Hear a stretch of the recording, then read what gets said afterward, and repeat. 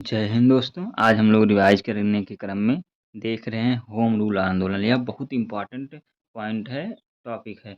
इसको आप लोग जितनी बार देखेंगे उतना सही है, क्योंकि इससे क्वेश्चन हर किसी न किसी क्वेश्चन पेपर में ही आता ही है।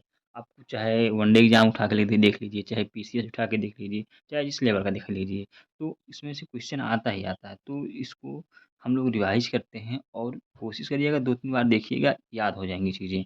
इसको कम समय में अधिक से अधिक रिवाइज होगा। तो होम रूल आंदोलन कब शुरू होता है? 1916 में। होम रूल आंदोलन कब शुरू होता है? 1916 में। होम रूल शब्द का सबसे पहला प्रयोगकर्ता कौन था?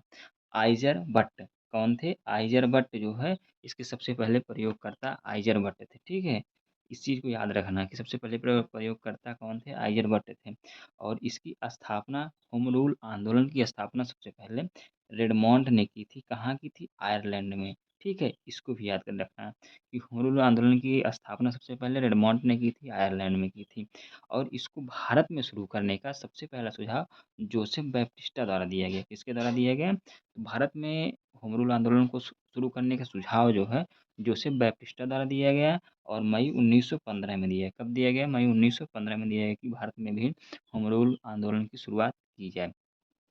लेकिन इसके पहले ही जो है होम रूल के बारे में कि होम रूल क्या होता है, एनी बेसेंट के द्वारा जो है अपनी पत्रिका कॉमनवेल्थ में ही जो है 1914 में यह इस चीज़ की व्याख्या की गई थी कि होम रूल क्या होता है। तो अगर पूछा जाए कि सबसे पहले व्याख्या किसके द्वारा किया गया था, तो एनी बेसेंट द्वारा किया गया था। कब किया गया था? 1914 में किया गया था। किस पत्रिका में किया गया था? कॉमनवेल्थ पत्रिका से किया गया था। ठीक है, अब इसकी और इसको होम रूल आंदोलन को शुरू करने का जो विचार था, सबसे पहले एनी बेसेंट के द्वारा ही आया था। किसके द्वारा आया था? एनी बेसेंट के द्वारा आया था। लेकिन हम लोग देखते हैं कि होम रूल आंदोलन 2 लोगों के द्वारा शुरू किया गया, एक तिलक के द्वारा, एक एनी बेसेंट द्वारा। तो क्वेश्चन अब यहाँ पे देखो, बहुत बहुत टिपिकल अंतर है, लेकिन बहुत ज़रूरी अंतर है। क्योंकि सबसे पहले ये योजना किसकी थी? एनी बेसेंट की थी। लेकिन इसकी स्थापना सर्वप्रथम किसने की? बाल गंगाधर तिलक ने की। ठीक है, इस चीज़ को याद रखना। योजना किसकी थी? एनी बेसेंट की थी, लेकिन स्थापना किसने की? बाल गंगाधर तिलक ने। बाल गंगाधर तिलक ने कब की? 28 अप्रैल 1916। तो ये डेट ज़रूर याद रखना, क्योंकि आता है क्वेश्चन यहाँ से। यही क्वेश्चन ही बनता है कि सर्वप्रथम स्थापना बाल गंगाधर तिलक ने कब की? तो 28 अप्रैल 1916 को। ठीक है, कहाँ इसकी स्थापना की? बेलगांव, पुणे में। कहाँ स्थापना की इसकी? बेलगांव, पुणे में। इसका कार्यक्षेत्र क्या था? जो बाल गंगाधर तिलक का एचआरएल था, उसका कार्यक्षेत्र जो है कर्नाटक था, महाराष्ट्र था। महाराष्ट्र में जो बम्बई प्रांत था उसको छोड़ करके बाकी मध्य प्रांत। तो यह पूछा जाए कार्यक्षेत्र कौन सा था? कर्नाटक, महाराष्ट्र, महाराष्ट्र में बम्बई प्रांत को छोड़ करके, और मध्य प्रांत। ठीक है, अब इसका प्रचार प्रसार जो है बाल गंगाधर तिलक ने कैसे किया? मराठा व केसरी पत्रों के द्वारा। किसके द्वारा? मराठा व केसरी पत्रों के द्वारा इसका प्रचार प्रसार बाल गंगाधर तिलक द्वारा किया गया।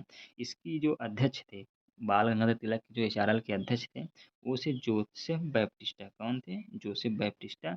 और जो सचिव थे, एनसी केलकर। तो इस तरह से जो बाल गंगाधर तिलक का था होम रूल आंदोलन, वह कब शुरू हुआ? 28 अप्रैल 1916 को शुरू हुआ। कहाँ स्थापना किया गया? बेलगांव, पुणे में किया गया। इसका कार्यक्षेत्र क्या था? कर्नाटक, महाराष्ट्र, महाराष्ट्र में बम्बई प्रांत को छोड़ करके, और मध्य प्रांत में था। प्रचार प्रसार जो है मराठा एवं केसरी पत्रों द्वारा किया गया। अध्यक्ष कौन थे? जोसेफ बैप्टिस्टा थे। सचिव कौन थे? एनसी केलकर थे। एनी बेसेंट के द्वारा जो होम रूल शुरू किया है, क्योंकि विचार किसका था? एनी बेसेंट था, लेकिन शुरू किसने किया था? बाल गंगाधर तिलक ने शुरू किया था। अब दूसरा जो शुरू होता है, एनी बेसेंट द्वारा एचआरएल शुरू किया जाता है 1 सितंबर 1916 को। कब शुरू किया जाता है? 1 सितंबर 1916 को। इसका जो स्वरूप था वह अखिल भारतीय था, अर्थात जो बाल गंगाधर तिलक का एचआरएल था वह कुछ क्षेत्रों तक सीमित था, लेकिन एनिवेशन का जो एचआरएल था वह अखिल भारतीय, मतलब पूरे भारत में फैला हुआ था। वह वही जो बाल गंगाधर तिलक के क्षेत्र थे उनको से छोड़ करके जितना पूरा भारत बचा था, एचआरएल था। ठीक है, इसका मुख्यालय कहाँ था? इसका मुख्यालय अडयार, मद्रास में। मुख्यालय कहाँ था? अडयार, मद्रास में। इसके सचिव कौन थे? George Arundale. किसके सचिव? एनी बेसेंट की जो एचआरएल थी उसके सचिव कौन थे? George Arundale. ठीक है, इसकी सर्वाधिक शाखाएं मद्रास हैं। सर्वाधिक शाखाएँ कहाँ स्थापित की गई थी? मद्रास में थी। यह क्वेश्चन आया आता भी है। सर्वाधिक शाखाएँ यानी बेसेंट एचआरएल की कहाँ थी? तो मद्रास थी। इसके सदस्य कितने थे? लगभग 27,000। कितने सदस्य थे? लगभग 27,000। प्रचार-प्रसार इन्होंने किसके द्वारा की थी? कॉमनवेल्थ और न्यू इंडिया के द्वारा। जबकि बाल गंगाधर तिलक ने अपने एचआरएल का प्रचार-प्रसार जो है केसरी और मराठा पत्रिकाओं द्वारा किया था और एनी बेसेंट ने कॉमनवेल्थ और न्यू इंडिया पत्रिका द्वारा अपना प्रचार-प्रसार इसका किया था। ठीक है, इसके सदस्य में कौन-कौन थे? बीपी वाडिया थे। कौन थे? बीपी वाडिया जो कि मज़दूर नेता थे। सीवी रामास्वामी अय्यर थे। तेज बहादुर सप्रू थे। इनके अलावा और भी नेता थे लेकिन ये तीनों इम्पोर्टेंट हैं। तो कौन-कौन है? एक बीपी वाडिया हैं, एक सीवी रामास्वामी अय्यर है, एक तेज बहादुर सप्रू हैं। इनके सदस्य थे इस एचआरएल के, ठीक है। अब इसमें जो है जो गोपाल कृष्ण गोखले की सोसाइटी थी, सर्वेंट्स ऑफ इंडिया सोसाइटी, इनके सदस्यों को सदस्यता लेने की मनाही की गई थी। तो एक क्वेश्चन पूछा जाता है किस समूह के या किस समिति के सदस्य इसमें भाग नहीं ले सकते थे? तो सर्वेंट ऑफ इंडिया सोसाइटी जो कि गोपाल कृष्ण गोखले की थी। उम्मीद है ये चीज़ याद रखेंगे ज़रूर। अब इससे जो होम रूल आंदोलन शुरू होता है चाहे तिलक और यानी बेसेंट का, इससे क्या चीज़ हमें फ़ायदा मिलता है, क्या उपलब्धि इसकी होती है, इसको देखेंगे तो एक सुशासन की एक ठोस योजना प्रस्तुत होता है लोगों के सामने कि सुशासन क्या होता है, कैसी चीज़ें होती हैं। तो इसकी एक ठोस योजना हमारे सामने निकल कर के आती है। और दूसरी चीज़ क्या था, जो राष्ट्रव्यापी क्या था, राष्ट्रव्यापी मतलब पूरे भारत में आंदोलन, गांधी जी के आंदोलन से पहले एक जो राष्ट्रव्यापी आंदोलन शुरू होता है, एचआरएल उसकी एक भूमिका, एक आधार तैयार कर देता है। तो दूसरी चीज़ क्या था, राष्ट्रव्यापी आंदोलन का आधार तैयार कर देता है। तीसरी चीज़ क्या आता है, इसके दबाव में मॉन्टेग्यू घोषणा आता है। क्या आता है? मॉन्टेग्यू घोषणा आता है। कब आता है? 1918 में। तो इसके दबाव में मॉन्टेग्यू घोषणा 1918 आता है। अब जब मॉन्टेग्यू घोषणा आता है तो जो एनी बेसेंट थी उसके सपोर्ट में आ जाती हैं। कहती हैं हाँ, मॉन्टेग्यू घोषणा ठीक है। तो इसकी वजह से उनका जो आंदोलन था वह स्लो हो जाता है, धीमा हो जाता है। और तिलक जो थे इनके ऊपर मतलब इन्होंने वैलेंटाइन शेड्यूल के ऊपर केस करने के लिए भारतीय शांति के जब जनक उसने कहा भारत को, तिलक को, तो वहाँ चले गए लंदन। जब लंदन चले गए तो इसके कारण जो इनका आंदोलन एचआरएल था वह स्लो हो गया।